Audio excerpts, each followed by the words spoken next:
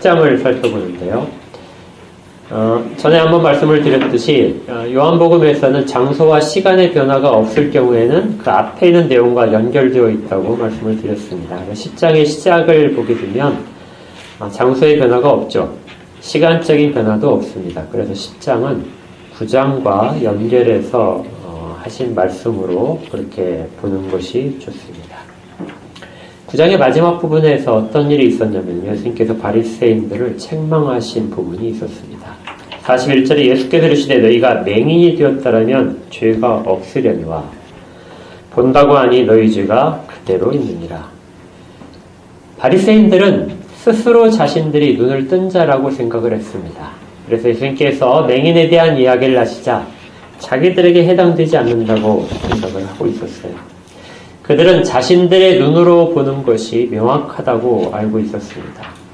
자신들이 알고 있는 성경에 대한 이해, 성경에 대한 지식들이 자기들이 어떤 것을 결정할 때 충분히 효력을 발휘할 수 있다고 생각을 했습니다. 또한 다른 사람들을 인도하는 데 있어서 충분한 능력을 준다고도 믿고 있었습니다.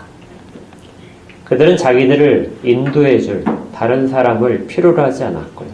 스스로 다른 사람을 인도하는 자라고 스스로들 자랑했습니다. 만약에 그들이 자기들 또한 누군가로부터 인도함을 받아야 되는 연약한 인생이라는 것을 알 수 있었다면, 그렇다면 실질적으로 자신들이 맹인임을 인정하면서 주께 구했을 겁니다. 그리스도를 배척하는 대신에 나사렛 예수 우리를 불쌍히 여기소서 하고 주 앞에 섰을 것입니다.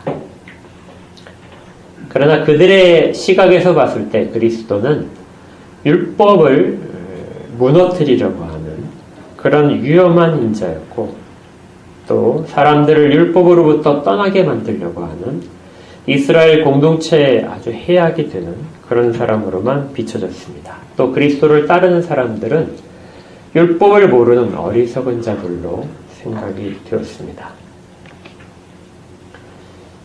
병원에 제일 어려운 환자가 누구냐면 자기는 전혀 아프지 않다고 생각하는 사람입니다. 나는 전혀 아프지 않은데 누군가 나를 자꾸 아프다고 하게 되면 짜증을 내겠죠.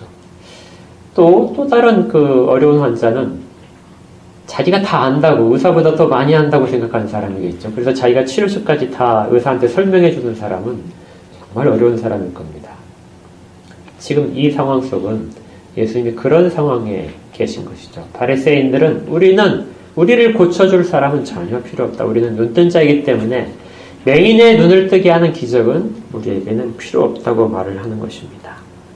그러나 이렇게 자기 확신과 자기의 지식을 자랑하는 사람들은 그 안에 예수님의 자비가 담길 여지가 전혀 없게 됩니다.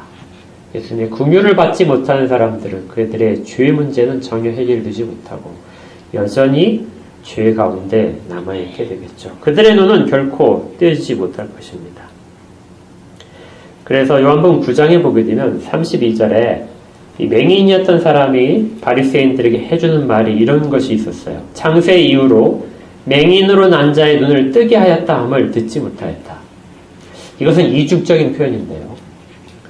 맹인이 스스로 자기의 눈을 뜬 것 같은 이런 기적을 지금까지 베풀 수 있는 사람은 아무도 없었다. 이렇게 말을 하는 것과 동시에 영적인 맹인들, 아담의 타락 이후로 죄에 빠져있는 사람들, 그곳으로부터 구할 수 있는 사람은 아무도 없었다는 두 가지 의미를 동시에 담고 있습니다. 사람으로서는 불가능한 일. 그런데 33절에 이 사람이 하나님께로부터 오지 아니하였다라면 아무 일도 할 수 없으리라. 오로지 그 모든 불가능한 상황들은 오로지 한 사람만이 가능하게 만들 수 있다. 오로지 하나님께로부터 온 이 사람이다 하고 말을 하는 것이죠. 모든 맹인들의 눈을 뜨게 하는 것, 죄로부터 벗어나는 것들은 오로지 예수 그리스도를 통해서만 가능해지고 실제로 맹인의 눈을 뜨게 하면서 이 일들이 일어났던 것입니다. 그러나 바리새인들은 이것을 인정하지 않았습니다. 그래서 주님이 그들에게 10장의 말씀을 계속해서 들려주시는 거예요. 그래서 10장 1절을 보시면 내가 진실로 진실로 너희에게 이르노니 이렇게 되어 있는데요. 거기 너희는 바리새인들입니다. 그러니까 10장에 우리가 잘 아는 비유들이 나올 텐데요. 이 양의 문, 또 선한 목자, 또 싹군 목자 이런 모든 비유들은 누구와의 대화 속에서 이루어지냐면 바리새인들과의 대화 속에서 이루어집니다. 그래서 10장을 이해할 때 우리는 이 상황을 잘 기억을 해야 돼요. 일반적으로 이 양의 문과 이런 비유들을 흔히 이제 우리 각자의 개인에 먼저 적용을 하게 되면 성경에서 정말 전해주는 이야기를 놓칠 수 있습니다. 먼저 예수님께서는 바리새인들에게 너희에게 이른다 말씀하세요. 그래서 어떤 번역 성경에서는 아예 이것을 좀 더 쉽게 의역을 해서 너희 바리새인들에게 이른다 이렇게 번역을 한답니다. 그리고 그들에게 뭐라고 하시면 너희는 절도며 강도다. 비유로 말씀하시기 때문에 너희라고 하시지는 않지만 바로 알아들었을 겁니다. 너희는 절도며 강도다. 절도는 도둑을 말하는 거죠. 너희는 도둑이고 강도다. 왜 그들이 도둑이고 강도냐면 자기 자신의 것이 아닌데 자기 자신의 것으로 움켜쥐고 있기 때문에 그렇습니다. 여기에 양의 비유에서 양들은 바리새인들의 것이 아닙니다. 그들을 일시적으로 가르치고 인도하는 목자로서 바리새인들이 세워지긴 했지만 그 양들의 소유자가 아니죠. 그리고 목자에게 실제로 목자가 오게 되면 참 목자에게 그들을 넘겨줘야 됩니다. 그러나 바리새인들은 그들을 움켜쥐고 그들을 생명으로 이끌기 전에 그들을 죽이려고 하는 그런 일들을 하고 있기 때문에 예수님께서 이렇게 말씀하셨습니다. 너희는 절도요 강도다. 그리고 이것과 대주되는 개념으로서 이제 목자의 개념, 누가 참 목자인가? 그리고 이것으로 또 한 걸음 더 나가서 선한 목자를 말씀하시고, 그리고 가장 중요한 이제 예수님의 자기 선언이시다 한 나는 양의 문이다 하는 것까지가 연결이 되게 됩니다. 이 말씀은 요한복음에서 유일하게 비유라고 할 수 있는 말씀입니다. 요한복음은 원래 비유를 사용하지 않기 때문에 어떤 학자들은 이것은 비유가 아니라고 분류를 하기도 해요. 그렇지만 비유라고 생각을 해도 크게 잘못된 건 없습니다. 그러니까 유일하게 비유가 여기 있다고 보시면 돼요. 성경에서의 비유를 이해하기 위해서는 부득이하게 당시의 그 문화적인 배경을 조금 알고 있어야 됩니다. 왜냐하면 예수님께서 사용하신 비유들은 당시 사람들이 가장 익숙한 상황들, 그 상황 속에서 그것들을 가지고 설명하셨기 때문에 우리가 우리 상황에서 살펴보면은 비유를 이해할 수가 없기 때문이죠. 그래서 부득이하게 당시의 상황에 대해서 좀 지식을 가져야 됩니다. 양과 목자에 대한 이야기를 들으실 때 여러분들이 그 어떤 이미지를 가장 먼저 떠올리실 수 있나요? 우리가 아까 시편 23편을 함께 읽었는데요. 시편 23편을 함께 읽은 그 이유가 있습니다. 요한복음 10장과 시편 23편은 서로 호응하는 이 성경 구절이에요. 그래서 같이 읽어야 본문을 훨씬 더 잘 이해할 수 있습니다. 시편 23편을 한번 생각해 볼까요? 여러분 시편 23편을 같이 읽으셨는데 어떤 이미지가 떠오르셨습니까? 푸른 초장이죠. 네. 쉴만한 물가. 혹시 또 거기 어린 양을 안고 있는 목자 혹시 떠올리지 않으셨어요? 이게 다 시편 23편을 그림으로 설명할 때 사람들에게 아주 익숙한 그런 그림입니다.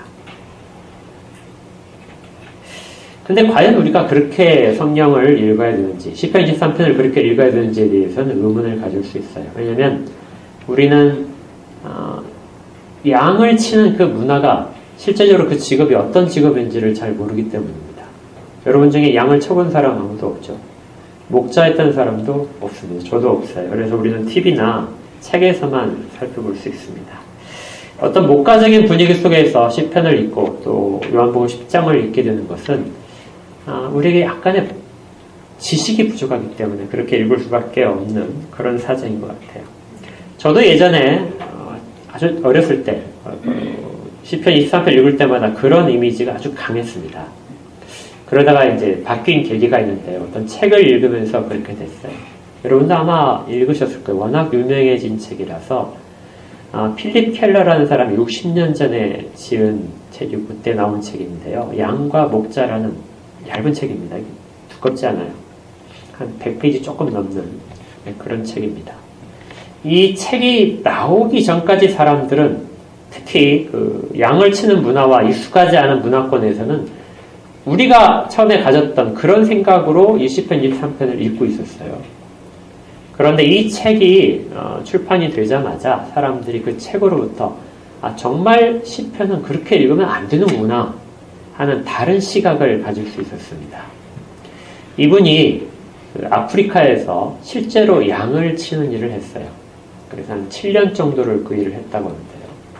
양을 치면서 양들이 어떤 짐승인가, 그리고 목자들은 어떤 일을 하는가 하는 부분에 대해서 아주 깊게 지식을 가졌습니다. 그리고 나서 이제 이 책을 쓴 거예요.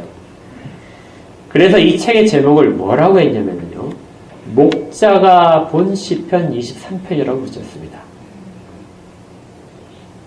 그러니까 지금까지 시편 23편을 사람들이 어떻게 읽었냐면 양의 입장에서, 양이 푸른 초장에서 목자의 인도를 받는 그런 입장에서 시편 23편을 읽었다면 실제로 다윗이 시편 23편을 그렇게 지은 것이죠. 그런데 목자의 입장에서 살펴봐야 된다. 왜냐하면 다윗이 양이었던 적이 한 번도 없기 때문이죠. 다윗은 목자의 경험을 갖고 있습니다. 그래서 목자가 관찰한 양들, 목자의 경험 속에서 자기가 이끌었던 양들을 바탕으로 해서 여호와께서 목자가 되시면 내가 어떤 상태라는 것을 깨달아서 기록을 했다는 것이죠. 그래서 이 사람이 그 책 속에서 목자가 본 그런 양들의 모습을 먼저 소개를 해줍니다. 이걸 우리가 같이 공유를 했으면 좋겠어요. 또 여러분들이 그 이후에 이제 많이 시간이 지나서 여러분들도 익숙한 내용들이 있을 겁니다. 양은 겁이 매우 많은 동물입니다. 그래서 완전히 심리적으로 안정이 되지 않으면 절대 눕질 않아요. 그리고 먹으려고도 하지 않습니다. 또 사회적인 동물이라서 옆에 그 누군가 다른 양들이 자꾸 자기를 괴롭히게 되면 굉장히 불안해하고 역시 눕지 못하고 먹지 못합니다. 그러면서도 하나로 뭉쳐지질 못해요. 그래서 여러분들이 TV에서 보시면 양들이 이렇게 가는데 양들이 뿔뿔이 흩어질 뿐이지 쉽게 뭉치지 않습니다. 그래서 목자들이 염소를 한 마리를 그 가운데 두는 경우가 많다고 그래요. 염소가 그 양들의 구심점이 되는 것이죠. 그것도 잘 안 되면은 개를 풀어놓습니다. 개 한 마리는 모든 양떼를 다 통솔할 수 있어요. 양들은 개에 대해서는 아주 본능적인 두려움을 갖고 있답니다. 목자의 말은 안 들어도 양이 오면은, 양에 짖으면은 거기에 따라서 행동을 한다는 것이죠. 너무나 이기적이어서 양들은 늑대가 옆에 다른 양을 공격하더라도 그것을 구해주려고 하지 않습니다. 함께 힘을 합해서 저항하려고 하는 성격도 없는 것이죠. 또 배부르게 먹을 때까지 절대 눕지 않습니다. 워낙 탐심이 많아서 풀을 뜯는데 풀을 먹을 것이 없으면 그 풀의 뿌리까지도 다 뜯어 먹습니다. 그래서 양들을 한 곳에 오래 놔두게 되면 그 지역은 완전히 초토화가 된답니다. 그래서 목자들은 어느 정도 먹고 나면 반드시 다른 곳으로 양들을 데려가야 됩니다. 그래야 그 초원이 계속해서 살아있게 되는 것이죠. 또 기생충에도 매우 약합니다. 자기를 방어하는 수단이 없기 때문에 파리가 코 속에 알을 낳게 된다는데 그 알을 낳는 것을 막을 수가 없어요. 그래서 양들을 보게 되면 낮은 곳에 머리를 계속해서 쳐박고 있는 것이 파리를 피하기 위해서 그렇게 한다고 합니다. 이렇게 스트레스에 아주 민감한 동물이고요. 또 시력도 나빠서 길을 자주 잃어버리게 됩니다.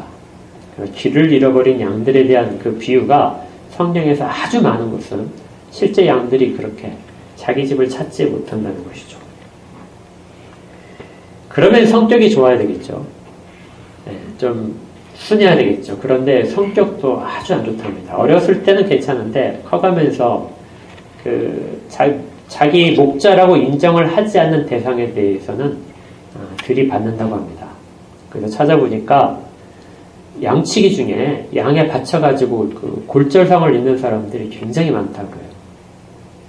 워낙 양이 우리가 볼 때 작게 보이지만 등치가 몇십 킬로그램이 되거든요. 막 달려와서 부딪히면 뼈가 부러진대요. 그러니까 아주 골치 아픈 증상이죠. 그러면서 자기 방어 본능은 없고, 이런 것들이 성경에서 죄인들, 이 세상에 있는 죄인들을 표시할 때 가장 적합한 이미지가 되게 됩니다. 구약에서의 가장 친숙한 이미지도 하고 그 모든 성품들이 죄인을 표시하기에 가장 좋은 것이죠. 그래서 이사야서에서 53장에서 우리가 잘 아는 구절이 우리는 다 양 같아서 그릇 행하여 각기 제 갈 길로 갔거늘. 우리는 다 양 같아서 그릇 행하고 있었다.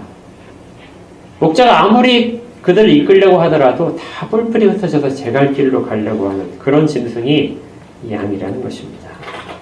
이런 것들을 소개하면서 계속해서 시편 2편, 23편을 그 필립 켈러 그분이 계속해서 설명을 해주고 있었어요. 여기에서의 양은 절대적으로 수동적입니다. 양은 자기 능동적으로 무엇인가를 하려고 하는 것이 아니라 수동적으로만 일을 하는 것이죠. 시편 23편은 이 수동적인 양의 모습을 아주 잘 기록을 하고 있습니다. 수동적이란 말은 목자에 의지하지 않고요. 목자가 그를 인도하지 않고서는 어떤 유익도 취할 수 없다는 것을 전제로 합니다. 반대로 시편 23편에서 다윗이 푸른 초장에 누이시고 쉴만한 물가로 인도하신다. 내가 두려워하지 않는다는 말을 할 수 있는 것은 자기를 이끄는 목자가 실질적으로 그것을 가능해 하는 능력이 있기 때문입니다. 다윗의 경험이 담겨져 있는데요. 사무엘상에 보게 되면 다윗이 골리앗과 싸우기에 앞서서 사울 왕에게 이렇게 말하는 부분이 있어요. 사무엘상 17장 34절에 다윗이 사울에게 말하되 주의 종이 아버지의 양을 지킬 때에 사자나 곰이 와서 양떼에서 새끼를 물어가면 내가 따라가서 그것을 치고 그 입에서 새끼를 건져내었고 그것이 일어나 나를 해하고자 하면 내가 그의 수염을 잡고 그것을 쳐 죽였나이다. 양이 어떻게 평안하게 누울 수 있는 상황 속에 있다는 것은 주변에 두려움이 전혀 없다는 겁니다. 두려운 요소가 전혀 없을 때 양은 비로소 누울 수 있고 먹을 수 있는 거예요. 그래서 시편 23편에서 제일 중요한 구절은 앞에 시작하는 부분입니다. 여호와는 나의 목자시니. 다윗이 아주 신실한 목자로서 그리고 능력 있는 목자로서 자기 양떼를 돌본 경험에 비추었을 때 여호와는 나 같은 미천한 목자와 비교할 수 없는 완전하신 목자시다. 그리고 그분이 나를 보호하시기에, 그분이 나를 인도하시기에 내가 비로소 내가 인도했던 양들처럼 그렇게 쉴 수 있고 누울 수 있고 두려워하지 않을 수 있다. 그래서 시편 23편은 양이 자기의 그 어떤 상태를 노래하는 것이 아니라 실질적으로 겉보기에는 그런 이미지만 그 안에 있는 다른 이미지가 드러나게 되면 그것이 무엇이냐면 자기를 그렇게 만들어주고 있는 신실하신 목자를 그리고 있다는 것이죠. 그래서 그 필립 켈러 그분이 이렇게 구체적으로 설명하는 부분이 있어요. 푸른 풀밭에 누이시며 쉴만한 물가로 인도하신다. 이것은 목자가 양들이 편안하게 먹고 마실 수 있는 최고의 환경을 만들어주기 위해서 이리저리 끊임없이 다니고 있는 것을 말한다. 내 영혼을 소생시키고라는 이 구절은 길을 잃었거나 운동에 빠져서 일어나지 못하는 지쳐서 쓰러진 양들을 목자가 직접 찾아와서 보살펴주고 다시 일으켜 세우는 헌신적인 모습을 그리고 있다. 사망이 음침한 골짜기로 다닐지라도 해를 두려워하지 않을 것은 주께서 나와 함께 하심이라. 사망이 음침한 골짜기에서 내가 두려워하지 않는 것은 그 골짜기에서 지팡이와 막대기로 앞에는 맹수들을 쳐서 물리치는, 마치 다윗이 했던 것처럼 그렇게 하시는 목자의 모습을 보고 있기 때문에 그렇게 한다는 것이죠. 이것이 시편 23편이 노래하는 내용이 되는 겁니다. 양이 목자의 탁월성, 목자의 신실하심, 목자의 보호하심을 노래하는 노래가 시편 23편이라는 것입니다. 이렇게 비춰볼 때 요한복음 10장으로 이제 오시면은 요한복음 10장이 말해주는 것은 그거예요. 그 목자가 자기 입으로 자기가 하는 일들을 설명해 주시는 겁니다. 그러니까 시편 23편이 양의 노래라면 요한복음 10장은 목자의 노래라고 이야기를 할 수 있는 거예요. 그리고 예수님께서는 이 목자의 노래를 어떻게 해주시냐면요. 목자가 하루 동안에 하는 일 속에서 설명을 하십니다. 그러니까 요한복음 10장은 목자가 하루 동안에 하는 일, 그 속에서 바리새인들이 저지르고 있는 죄악들, 그리고 어리석음들을 말씀을 하고 계시는 것이죠. 아까 말씀드렸듯이 그 양에 대한 것은 문화를 조금 더 알아야 이해할 수 있다고 말씀드렸습니다. 목자가 하루의 일을 시작하는 이 광경이 이제 2절에부터 나옵니다. 목자는 양떼를 이끌고 이리저리 풀밭을 따라서 이동을 하고 또 물을 주기 위해서 물을 또 찾아서 가야 됩니다. 때로는 우물의 물을 이제 사용하기도 하죠. 그렇게 계속해서 움직이다가 이제 저녁이 되게 되면 아주 부득이한 경우가 아니라면 근처에 있는 마을로 들어간답니다.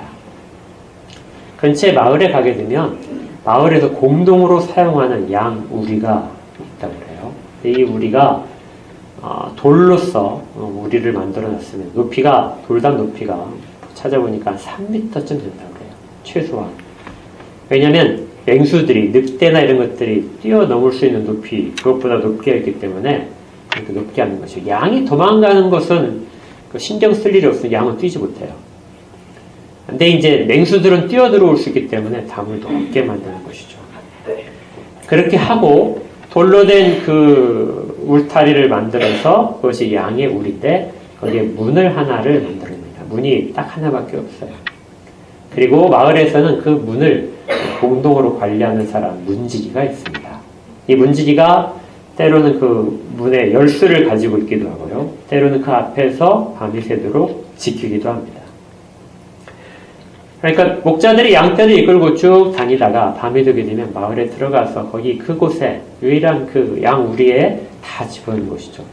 이러다 보니까 이곳저곳에서 온 양떼가 다 그곳에 함께 있게 됩니다. 그곳에서 이제 밤을 지내는 거죠. 그리고 아침이 되게 되면 목자가 양을 이제 데리고 풀을 먹이고 물을 마시기 위해서 데려옵니다. 목자가 오게 되면 문지기가 이제 목자를 알아보고 열어주는 거죠. 그래 목자가 들어갑니다. 들어가서 자기 양떼를 데리고 나야 되겠죠. 근데 여기서 이제 문제점이 있을 수 있어요. 양떼가 다 똑같잖아요. 그때 이제 어떻게 데리고 나오느냐 하는 겁니다. 근데 이 목자는 전혀 신경을 쓰지 않아요. 그냥 단순하게 양들을 부르면 됩니다. 자기 목소리를 들려주면 양들이 자기 목자의 음성을 아는 거예요. 양은 앞에서 아주 그냥 정말 힘들게 하는 그런 그 짐승이지만 어떻게 보면 가장 탁월한 능력을 갖고 있는데요. 그것이 음성을 명확하게 구별하는 거예요. 대체적으로 눈이 어두운 짐승들이 청력이 아주 발달해 있습니다. 그래서 청각으로 목자의 음성과 자기 목자가 아닌 사람의 음성을 확실하게 구분을 하는 거예요. 여러분들 그 아이들 동화책에서도 양에 대한 이야기 나오면 언제나 그 목소리를 흉내내더라도 다 구별해내는 걸 알 수 있어요. 이렇게 탁월한 음성을 인식하는 능력을 가지고 목자가 부르면은 그 목자한테 우르르 나오는 겁니다. 그리고 목자는 나가면은 따라 나오는 것이죠. 이것이 10장 1절과 2절, 3절까지의 내용입니다. 문으로 들어가는 이는 양의 목자다. 문으로 들어가지 않는 자들은 다 강도요 절도다. 그러니까 돌로 된 울타리를 앞에 문이 하나밖에 없고 문이 잠겨있기 때문에 만약에 양을 훔치려고 하는 자가 있다면 그것에 구멍을 돌을 집어넣고 구멍을 만든다는 것이죠. 그리고 그곳에서 훔치려고 들어간다는 겁니다. 그 목적은 양을 해치려고 하는 거예요. 그렇게 하는 모든 자들이 있는데 목자는 그렇게 하지 않는다. 문을 열고 들어가서 거기에 있는 양들, 자기 양들을 부른다는 것이죠. 여기까지만 들어보면 여러분들이 아주 쉽게 이해할 수 있습니다. 예수님이 바로 자기를 목자라고 하시는 것이고 지금 예수님이 불러내는 양들은 그리고 예수님의 음성을 알아듣는 양들은 예수님께 속한 양들이고 아버지께서 아들에게 주신 양들이라는 것을 알 수 있습니다. 여기에 이제 이 비유를 조금 더 명확하게 하기 위해서 거기에 문지기를 살펴볼 필요가 있어요. 문지기와 이 돌로 된 우리를 해석을 하지 않는 분들도 있습니다. 그게 중요하지 않다는데요. 제가 볼 때는 좀 이해할 필요가 있어요. 문지기가 누구일까요? 예수님 비유 속에서 말씀하시는 문지기는 네? 목자. 예. 약간 좀 빨리 가셨고요. 예. 하나님을 생각할 수 있습니다. 여기에는 양들은 지금 바리새인들과 같이 말씀을 하시기 때문에 여기에는 양들은 이스라엘 전체를 말하는 거예요. 이스라엘 전체가 지금 한 우리 가운데 다들 있습니다. 그리고 그 우리 가운데를 지켜주는 분이 바로 하나님이시죠. 하나님은 이스라엘 백성들을 구별하여 그들에게 일반 은총과 특별 은총을 통해서 양육하고 계십니다. 하나님이 유일하게 그 문지기가 되시는 거예요. 그리고 그리스도가 오셨을 때 그를 위하여 문을 열어주시는 것입니다. 또 하나 우리가 이 비유를 자세히 알려면 알아야 되는 것이 그 양의 우리예요. 아까 돌로 이 우리를 쌓았다고 했죠. 이 양의 우리는 무엇일까요? 양의 우리는 도둑들을 방지하는 것이기도 하고 맹수들로부터 막아주는 역할을 하게 됩니다. 양들이 이스라엘 백성이라면 이 돌로 된 우리는 무엇을 뜻할까요? 이스라엘을 다른 세상의 민족과 구별하는 것입니다. 이스라엘의 타락을 막아주는 것이죠. 이것은 율법입니다. 하나님의 언약이기도 하고요. 할례를 행하는 것들, 그 다음에 율법을 지키는 것들, 이스라엘 가운데 성전을 두시고 제사를 행하는 것들, 모든 것들이 다 이 우리 가운데 있게 만드는 것입니다. 그래서 하나님께서 율법으로 이스라엘 백성들을, 언약으로 이스라엘 백성들을 두르시고 이스라엘 백성들 그 가운데서 보호하시는 것이죠. 그러다가 목자가 자기 양을 찾으러 오면 이 문지기가 그 문을 열어주게 됩니다. 그리고 그곳에 목자가 들어가서 그리스도께서 들어가서 그곳에 말씀을 하시는 것이죠. 자기 양들을 부르십니다.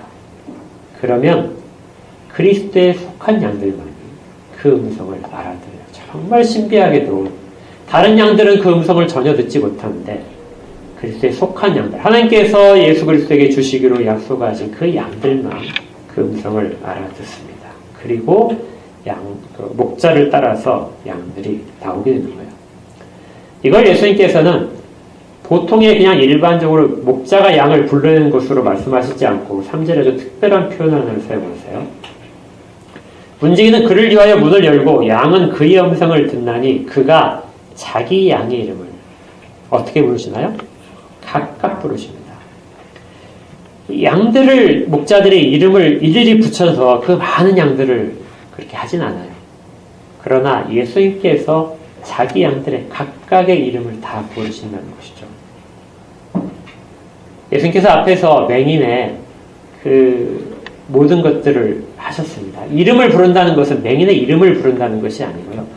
맹인에 대하여 모든 것을 알고 계신다는 것입니다. 그리고 그의 필요를 알고 계시고 그에게 생명이 어떤 순간에 주어지는가 가장 중요한 순간도 알고 계신다는 거예요. 이렇게 해서 예수님께서는 그 양들, 자기에 속한 양들을 하나하나 구별해서 일일이 다 불러내십니다. 신비롭게도 모든 양들은 예수 그리스도의 음성에 반응을 해요. 예수 그리스도의 양이 아닌 자들은 예수 그리스도께 다가오지 않습니다. 오히려 예수님께서 그들을 억지로 이렇게 끌어서 내시려면 그들이 들이받을 거예요. 막 몸부림을 치고 빠져나갈 겁니다. 이것은 예수께 속하지 않았다는 증거가 되는 거죠. 그리고 그들을 이제 자기 양들을 이끌고 밖으로 나오십니다. 왜 목자가 양들을 아침에 끌고 나오냐면 그들에게 꼴을 먹이기 위해서 그래요. 그들에게 생수를 주기 위해서 그렇습니다. 그래야 그들이 살 수 있거든요. 만약에 우리의 그대로 나눈다면 그곳에서는 꼴도 없고 물도 없습니다. 오로지 자기들끼리 서로 부대끼는 것만 있을 수 있어요. 심지어 어떤 그 강한 양 때문에 부딪혀서 어떤 양들은 매우 피곤해질 겁니다. 그곳에서 그리스도께서는 자기 양들을 불러내셔서 꼴을 먹이기 위해서, 이것이 생명의 양식이죠. 생명의 양식을 주시기 위해서 이끌어 내시는 것입니다. 그런데 이 비유는 이스라엘 백성들에게 아주 익숙한 거예요.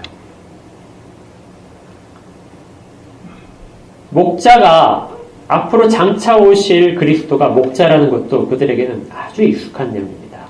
실제로 재미있는 내용이 있는데요. 신명기에 보게 되면, 민수기에 보게 되면 모세가 하는 내용이 있어요. 찾지 않겠어요. 제가 읽어드릴게요. 민수기 27장에 보게 되면 모세가 이제 하나님께로부터 너는 가나안 땅에 들어가지 못한다 이렇게 선언을 받게 됩니다.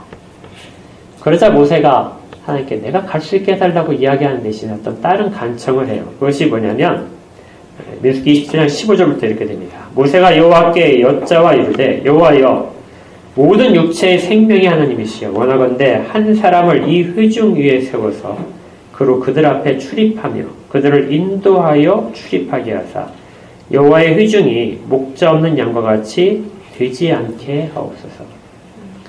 회중 가운데 한 사람을 출입시켜 주시옵소서. 그런데 그가 누구라고요? 그가 목자라고요. 회중은 양입니다. 그렇게 해서 한 사람을 세워주시기를 구했어요. 그러자 여호와께서 모세에게 말씀하셨습니다. 눈의 아들 여호수아를 세워라. 그 안에 영이 머무는 자니 그를 데려다가 그에게 안수하라. 여호수아를 세워라는 것이죠. 모세는 지금까지 광야에서 이스라엘 백성들을 이끌었습니다. 그런데 그는 가나안 땅에 들어가지 못해요. 모든 풍요가 있는 가나안 땅, 약속의 땅으로 생명이 있는 그곳에 백성들을 더 이상 인도할 수 없습니다. 그래서 모세가 나를 대신해서 이 백성들을 이끌어갈, 이 우매한 백성들을 이끌어갈 지도자를 세우십시오 했을 때 하나님께서 여호수아를 말씀하셨죠. 근데 여호수아가 무슨 뜻이냐면 헬라어로 번역하게 되면 예수가 됩니다. 모세는 율법을 이스라엘 백성들에게 선포를 하고 율법을 통해서 이스라엘 백성들을 보호하는 사람이었어요. 그리고 장차 하나님의 백성들을 정말로 인도할 사람들, 그들은 예수라는 사람에 의해서 그들은 구원을 받고 생명을 받을 것이라는 것이죠. 모세가 이 두 가지 세상의 그 전환점을 이 장면 속에서 우리 가운데 보여주고 있는 겁니다. 궁극적으로 이스라엘 백성들은 목자를 그리스도와 늘 그 이후에 같이 연관시켜서 생각하게 됩니다. 에스겔서에서도 우리가 다음 주에 살펴보겠지만 에스겔서에서도 이 목자에 대한 이야기가 가득 차 있고요. 스가랴서에서도 가득 차 있고 이사야서를 읽어보시면은 곳곳에서 이 목자에 대한 이야기가 나오게 됩니다. 바리새인들처럼 이스라엘 백성들 가운데 많은 목자들이 있었어요. 그리고 자기들을 선지자라고 하면서 스스로를 백성을 이끄는 자라고 주장하는 자들이 많이 나타났습니다. 그러나 선지자들은 늘 그들이 가짜 목자고 자기들의 배를 채우기 위해서 양들을 죽이고 뺏는 그런 목자라고 탄식하게 됩니다. 그런데 지금 참 목자 되신 예수 그리스도께서 이스라엘 백성 가운데 오신 것이죠. 율법은 일정한 시기 동안만 그들을 보호할 수 있습니다. 맹수로부터의 일정한 테두리를 하고 구별됨을 위해서 있어요. 그러나 율법은 생명을 주지 못합니다. 율법은 생명의 양식을 주지 못해요. 생명의 양식은 오로지 예수 그리스도를 통해서만, 예수 그리스도의 인도함을 따라서 가야만이 얻을 수 있는 것이죠.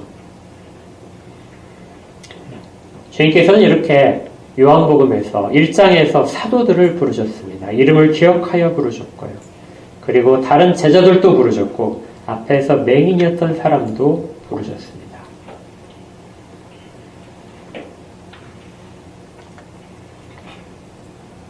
그리고 나서 이제 예수님께서는 그들을 데리고 풀밭으로 가시는 것이죠. 4절에 보게 되면 이렇게 되어 있어요. 3절 마지막 부분은 각각 불러 인도해낸 다음에 4절 자기 양을 다 내놓은 후에 자기 양을 다 내놓은 다음에 앞서 가면 양들이 그의 음성을 아는 거로 따라온다. 양들은 이제 그 목자의 음성을 기억하고 알고 있기 때문에 다른 목자를 따라가지 않습니다. 오로지 예수를만 따라가야 되겠죠. 그렇게 양들을 이끌고 목자는 낮 동안에 그들을 먹입니다. 그리고 그동안에도 계속해서 보호를 하는 것이죠. 9장에 보게 되면 이런 구절이 있었어요. 낮에 하시는 일을 이렇게 말씀하셨습니다. 9장 4절에 때가 아직 낮임에 나를 보내신 이를 우리가 하여야 하리라. 밤이 오리니 그때는 아무도 일할 수 없느니라. 목자는 낮에 일하신다는 겁니다. 낮에 백성들을 이끌어내서 계속해서 먹이시는 것이죠. 나중에 이 일은 참 목자이신 예수께서 보내신 사역자들, 인간 사역자들, 그 목자들이 담당을 할 것입니다. 5절에 내가 세상에 있는 동안은 세상의 빛이로다. 이렇게 낮에 동안 주님은 자기 양들을 위하여 모든 것들을 주시고 돌보십니다. 이렇게 부르는 노래가, 이때 부르는 노래가 시편 23편인 거죠. 시편 23편은 낮 동안에 목자가 그들을 이끌고 다니는 모든 상황 속에서의 노래인 것입니다. 목자를 신뢰하는 노래죠. 그런데 이 길이 쉽지만 않습니다. 때로는 강을 건너야 되고요. 때로는 사망의 음침한 골짜기를 가기도 합니다. 때로는 맹수들의 소리가 들리기도 하죠. 그러나 목자는 여전히 그들에 앞서서 지퍼니와 막대기로 그들을 인도하고 계십니다. 여기까지 이야기를 했으면 이제 백성들이 다 알아들어야 됐어요. 바리새인들도 알아들어야 됐습니다. 아, 우리를 강도라고 하는구나. 왜 우리가 강도인지, 예수께서 왜 어떤 일을 하시는지를 알아들을 수 있어야 돼요. 그런데 6절에 보니까 이렇게 되어 있습니다. 예수께서 이 비유로 그들에게 말씀하셨으나 그들은 그가 하신 말씀이 무엇인지 전혀 알지 못했어요. 너무나 쉬운 비유인데 바리새인들은 전혀 알지 못했습니다. 그들이 양과 목자의 이 이야기를 모르는 것이 아니에요. 다 압니다. 그런데 그것이 과연 왜 예수님께서 누구를 대상으로 해서 어떤 것을 말씀하신지를 전혀 깨닫지 못하는 거예요. 안타깝게도 그들은 자기들이 맹인인 것을 계속해서 이야기합니다. 그들은 귀머거리기도 한 것이죠. 그러자 7절에 예수님께서 그들에게 훨씬 더 직접적인 하나를 말씀하세요. 그것이 무엇이냐면 7절 끝에 진실로 진실로 너에게 말하노니 나는 양의 문이다.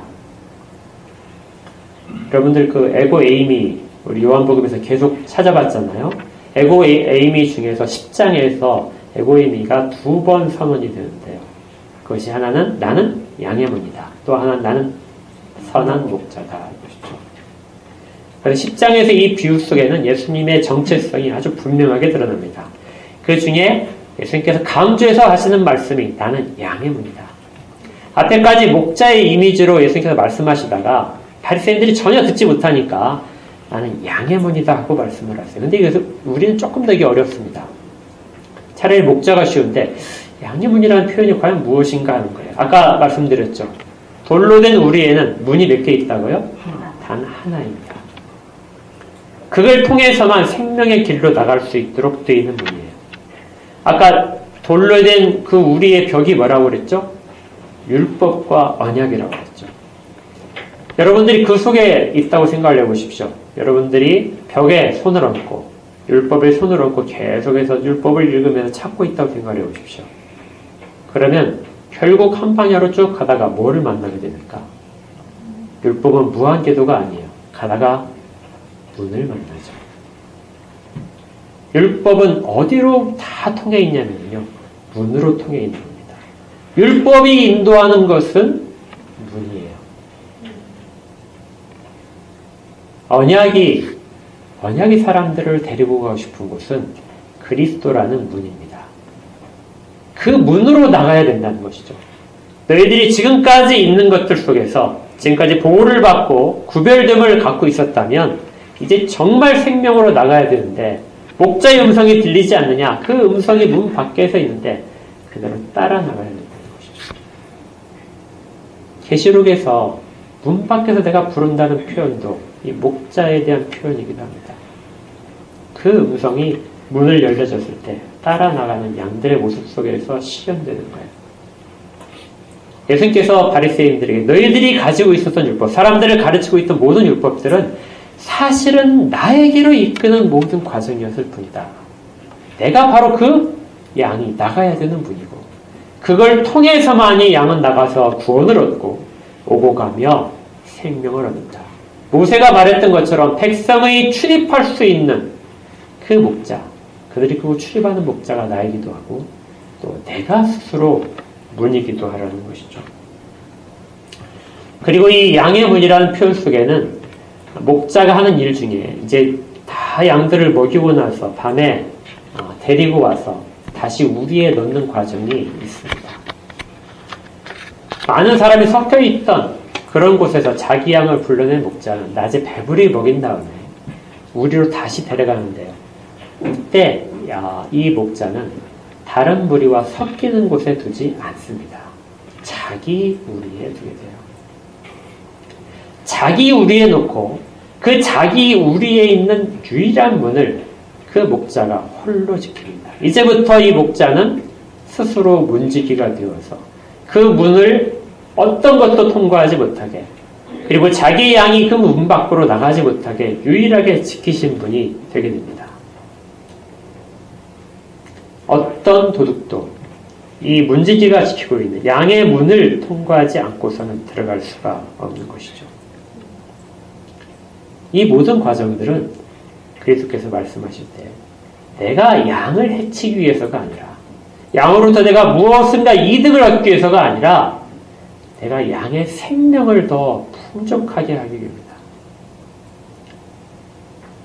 여기에서 이 비유가 이제 아주 어렵게 되는 겁니다. 다 알고 있지만 어떤 목자도 그런 목자는 없어요.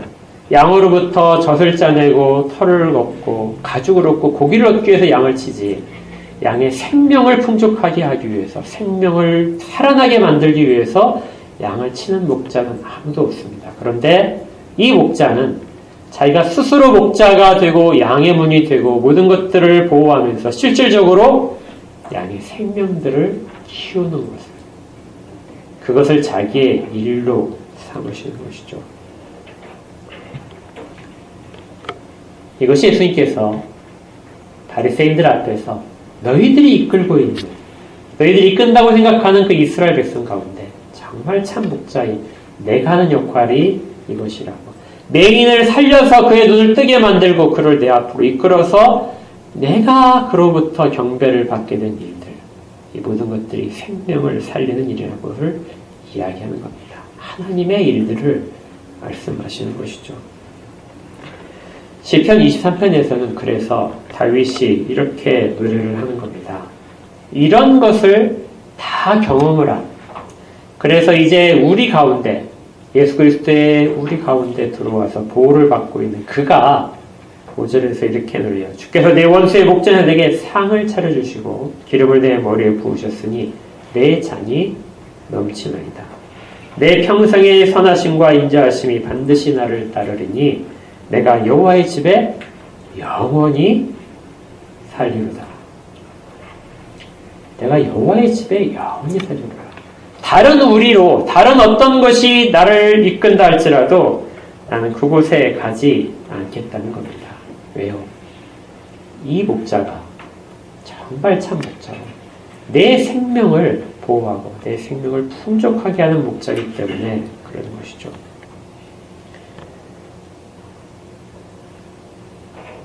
이제 두 개의 시편 23편과 요한복음 10장을 보면서 이제 우리에게 질문을 할 부분이 있습니다. 자, 그럼 나는 정말 그 목자를 만난 사람인가? 나는 정말 그리스도의 양이 된 사람인가? 하는 것이죠. 종교개혁자들이 이렇게 말했어요. 칼빈이 말한 것을 인용하게 되면 주님은 이 시대에 그리스도의 사역자들의 음성을 통해 자신의 양들의 이름을 부르신다. 비록 양들이 사람의 음성을 듣게 되겠지만 성령은 사역자가 주님의 말씀을 선포할 때 주의 양들의 귀에 그것이 하나님의 음성으로 들려지게 하신다. 양이 목자의 음성을 이리의 소리와 구별할 수 있는 것은 분별의 영을 가졌기 때문이다. 성령께서 하시는 분별의 영을 주셨기 때문에 주의 음성을 사람을 통해 들려주시는 하나님의 음성을 들을 수 있다는 것이죠. 택함을 받은 사람은 분별의 영으로서 하나님의 진리와 사람들이 만들어낸 거짓된 것들을 구별할 수가 있다. 그래서 바울도 이렇게 이야기했습니다. 고린도서 2장 13절에 우리가 이것을 말하거니와 사람의 지혜로 가르친 말로 아니하고 오직 성령께서 가르치신 것으로 하니 영적인 일은 영적인 것으로 분별하느니라. 그리스도의 영은 그리스도의 양들은 그리스도가 아닌 다른 강도와 절도들의 소리와 그리스도의 음성을 구별해 들을 수 있습니다. 왜요? 그 가운데 성령님이 계시기 때문이에요. 성령님이 계시기 때문에 주의 음성을 들을 수 있는 거예요. 또 시편 23편적인 표현으로 하게 되면 그리스도로 인하여 평강과 안위를 누립니다. 현재 걷고 있는 그 길이 사망의 음침한 골짜기라 할지라도 그것이 푸른 초장이고 쉴만한 물가라 할지라도 그것이 그에게 불안감을 주는 것도 아니고요. 그것이 그에게 평안함을 주는 것도 아닙니다. 동물들은 푸른 초장에서 마음껏 있을 것 같지만 실제 그렇지 않아요. 자기들 누리는 맹수 때문에 늘 불안하고 경계를 해야 됩니다. 물을 마실 때도 마찬가지. 여러분들 그 다큐멘터리 보게 되면 동물들이 물을 마실 때 편안히 마시던가요? 귀를 전부 세우고 온갖 그 모든 그 감각은 적들이 오는 거에 말려 있습니다. 그리고 물을 아주 조금씩 조심스럽게 마시죠. 어떤 것도 안심할 수 있는 상황이 아닙니다. 사망의 음침한 골짜기에는 짐승의 음소리가 계속해서 들리죠. 그런데 다윗이 시편 23편에서 그것들 속에서 내가 눕고 또 두려워하지 않는다고 말을 하는 것은 그것이 목자가 함께 있기 때문에 그렇습니다. 그리스도의 양은 그리스도가 함께 계심으로 평안을 누리게 됩니다. 일상의 삶이 평안해져서 평안을 누리는 것이 아니고요. 일상의 삶과 관련 없이 그리스도가 함께 계시기 때문에 평안을 누리는 것이죠. 그리고 그리스도와 동행하는 그 길, 낮 동안에 주께서 인도하시는 모든 세상을 살아갈 때 인도하는 그 길이 자기에게 기쁨이 됩니다. 그리고 다른 곳에서 쉴 수 없는 존재가 되는 거죠.